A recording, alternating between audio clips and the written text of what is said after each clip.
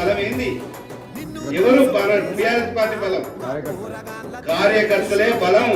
ఈ రోజు రాజన్నను కూర్చోబెడతారా, కుమారన్నను కూర్చోబెడతారా, తమ్ముని కూర్చోబెడతారా కాదు, ఈ గులాబీ జెండా ఎవరి మెడలుంటే వాళ్ళని మనం గెలిపించుకుంటాం.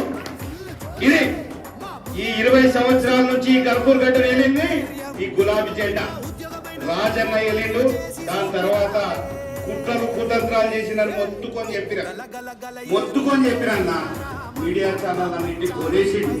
రాజన్న చూసి అప్పుడే తీసుకొచ్చిన అన్న కొని పడేసిండు.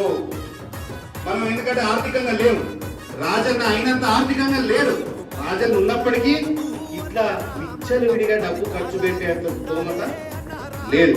ఎందుకంటే ఈరోజు చూసినాం, ఇక వాస్తవంగా చెప్పాలంటే మనం దీంట్లో చేపలు పట్టేటోళ్ళు అంతేనా కాదా? ఇవ్వడానికి నిత్యం తీసుకుంటాం, ఖర్చులకు అవుతుంది, అటు ఇటు తిరగడానికి ఖర్చు, కానీ తిన్నింగ్ కాదా?